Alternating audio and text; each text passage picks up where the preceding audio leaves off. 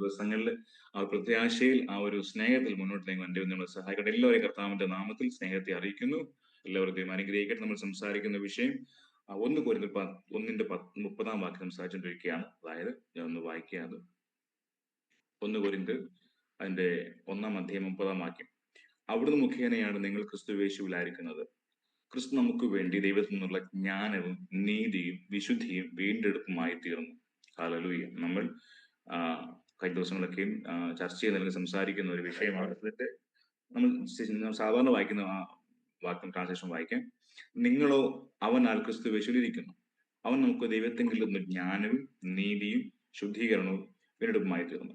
സ്തോത്രം. നമ്മൾ സംസാരിച്ച വിഷയം ക്രിസ്തു നമ്മൾ ജ്ഞാനമായി, അല്ലെ? നമ്മുടെ ജ്ഞാനമാണ് നമ്മൾ, ക്രിസ്തു നമ്മുടെ ജ്ഞാനമായി മാറുന്നത്. അടുത്ത പറയാൻ പോകുന്ന കാര്യം, നമ്മൾ കുറച്ച് കാര്യങ്ങൾ സംസാരിച്ചു. അടുത്ത പറയാൻ പോകുന്ന കാര്യം, കർത്താവ് ക്രിസ്തു നമ്മുടെ വിശുദ്ധീകരണം അല്ലെങ്കിൽ നമ്മുടെ വിശുദ്ധി. അത് ഒരു ഈ KJV പറഞ്ഞേക്കുന്നത് അത് സാങ്ക്ടിഫിക്കേഷൻ എന്നാ പറയുന്നത്, ശുദ്ധീകരണം എന്നാ പറയുന്നത്. ചിലരിൽ പറയുന്നത് വിശുദ്ധി, ആംപ്ലിഫൈഡ് വേർഷനിൽ പറയുന്നത് വിശുദ്ധി എന്നാ പറയുന്നത്, അല്ല കോൺസിക്രേഷൻ എന്നാ പറയുന്നത്. മറ്റു ചിലർ പറയുന്നത് വിശുദ്ധി എന്നാ പറയുന്നത്. എന്തായാലും ഇത് ഏകദേശം ഒരേ ഒരു സംഭവം തന്നെയാണ്. വിശുദ്ധി ആയാലും കോൺസിക്രേഷൻ ആയാലും ശുദ്ധീകരണമായാലും. സ്തോത്രം. അപ്പൊ ക്രിസ്തുവാണ് നമ്മുടെ ശുദ്ധീകരണം, ക്രിസ്തു നമ്മുടെ ജ്ഞാനമാണ്, ക്രിസ്തു നമ്മുടെ ശുദ്ധീകരണമാണ്, ക്രിസ്തു നമ്മുടെ നീതിയാണ്, ക്രിസ്തു നമ്മുടെ വീണ്ടെടുപ്പാണ്. എല്ലാം കർത്താവാണ്. ഹല്ലേലൂയ. സ്തോത്രം. നമുക്കറിയാം, യേശു കർത്താവ് ജനിച്ച പോലെ, യേശു കർത്താവ് ജീവിച്ച പോലെ, യേശു കർത്താവ് മരിച്ച പോലെ, യേശു കർത്താവ് ഉയർത്തുന്നിട്ട് പോലെ ആരും ഈ ലോകത്തിൽ ഒരിക്കലും ചെയ്തിട്ടുമില്ല, ഒരിക്കലും ചെയ്യത്തുമില്ല. ഹല്ലേലൂയ. അത്രത്തോളം മഹത്തായ അവകാശവാദങ്ങൾ പറയുവാൻ ഉള്ള ഒരു വ്യക്തിത്വമാണ് യേശു കർത്താവ് എന്ന് പറഞ്ഞത്. അവിടുന്ന് ദൈവമാണ്, അതോടൊപ്പം അവിടുന്ന് മനുഷ്യനായിരുന്നു. ഹല്ലേലൂയ.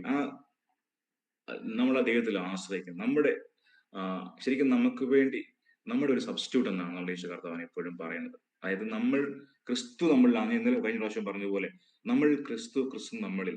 അതുകൊണ്ട് നമ്മളുടെ വിശുദ്ധി അല്ല നമ്മുടെ വിശുദ്ധി എന്ന് പറയുന്നത്, ക്രിസ്തുവിന്റെ വിശുദ്ധി നമ്മുടെ വിശുദ്ധി എന്ന് പറയുന്നത്. നമ്മുടെ ഹോളിനെസ് നമ്മുടേതല്ല, അത് കർത്താവിന്റെ ഹോളിനെസ് ആണ്.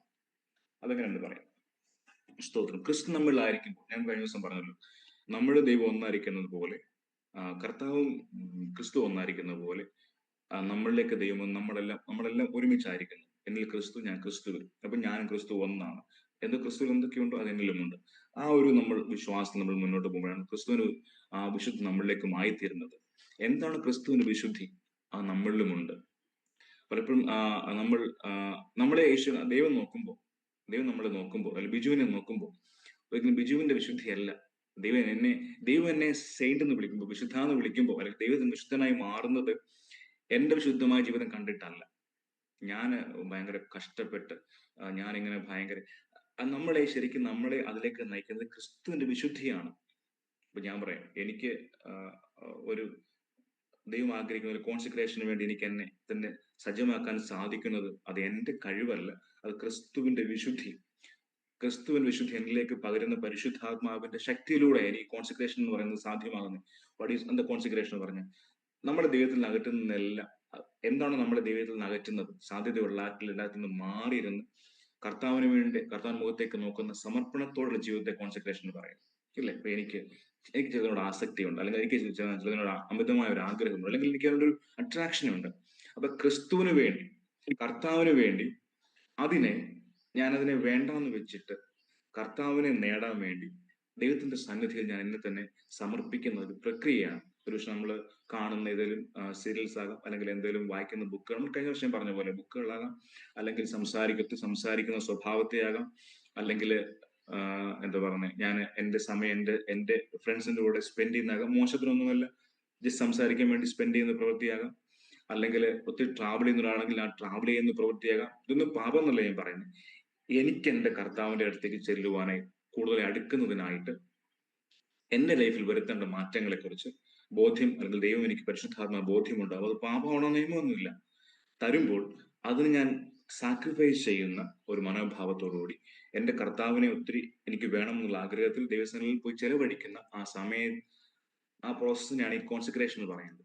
ഈ കോൺസെൻട്രേഷൻ സാധ്യമാകുന്നത് ക്രിസ്തുവിന്റെ വിശുദ്ധി നമ്മളുള്ളത് കൊണ്ടാണ്.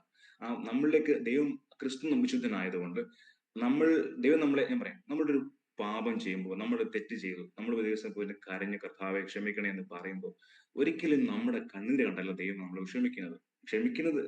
നമ്മളെ അതിലൊന്ന് പുറത്തുകൊണ്ടുവരുന്ന നമ്മുടെ കണ്ണീര് കണ്ടല്ല. എന്നോട് പറയാം, നമ്മളൊരു തെറ്റ് ചെയ്തു, ഒരു പാപത്തിലകപ്പെട്ടു.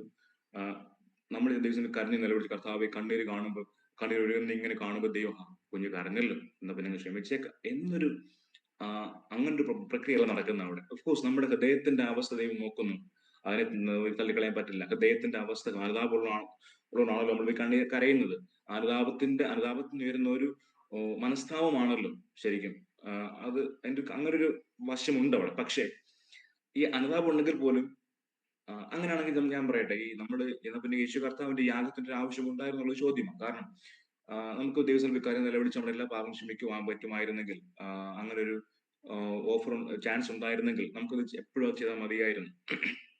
എന്തു ചെയ്യുമ്പോഴും പോയി കർത്താവെ ക്ഷമിക്കണം എന്ന് പറയുമ്പോൾ അവിടെ ഒരു ക്ഷമ കിട്ടിയിരുന്നെങ്കിൽ, നമുക്ക് ആ കരച്ചിലൂടെ കണ്ണുനീരിലൂടെ കിട്ടിയിരുന്നെങ്കിൽ നമുക്ക് പക്ഷേ അത് മതിയായിരുന്നു. ക്രിസ്തുവിന്റെ മരണം അതിന് ഒരുപക്ഷെ ആവശ്യം ആയി വരില്ലായിരുന്നു.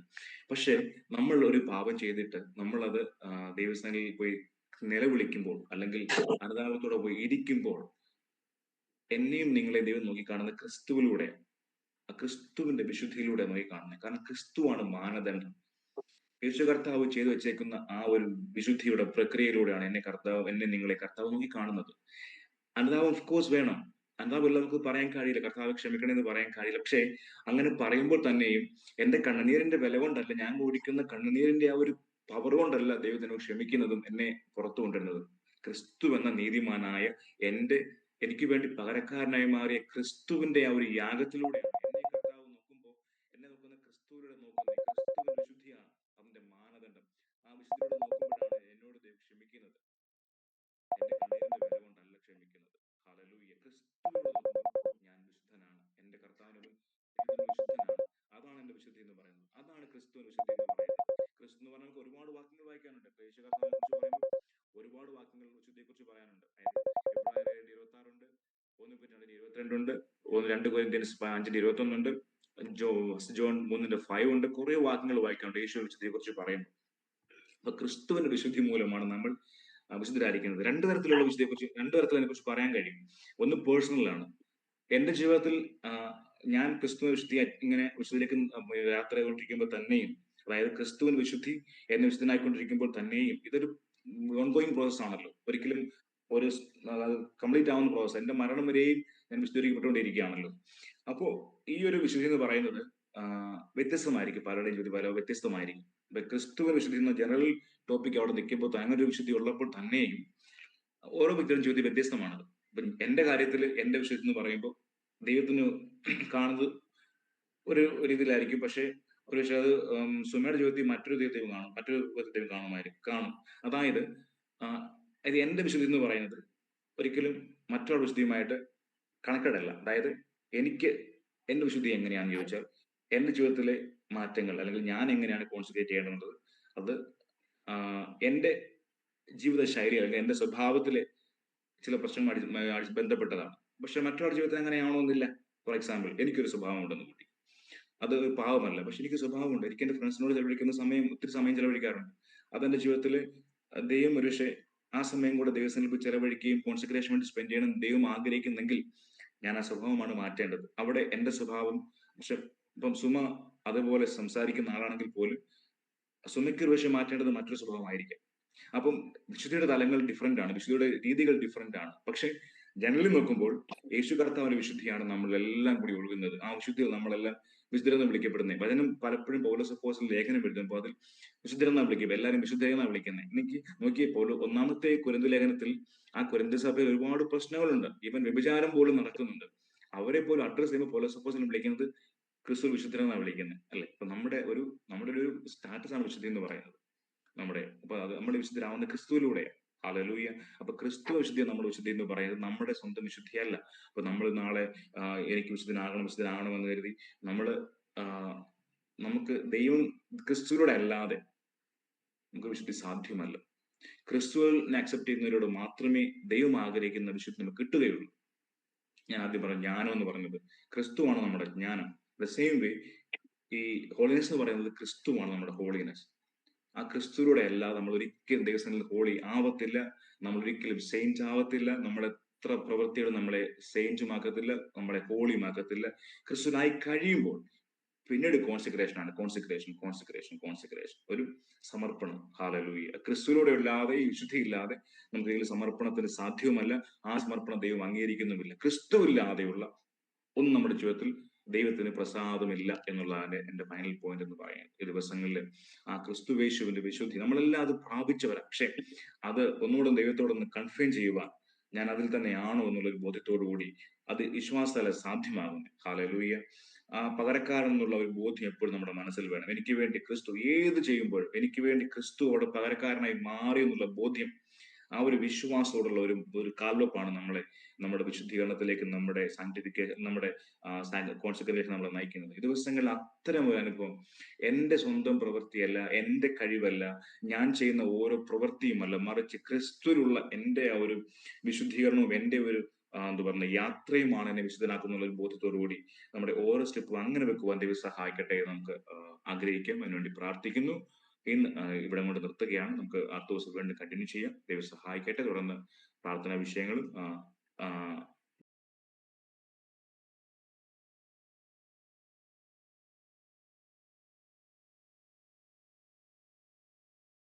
അതുപോലെ നമുക്ക് ടെസ്റ്റ്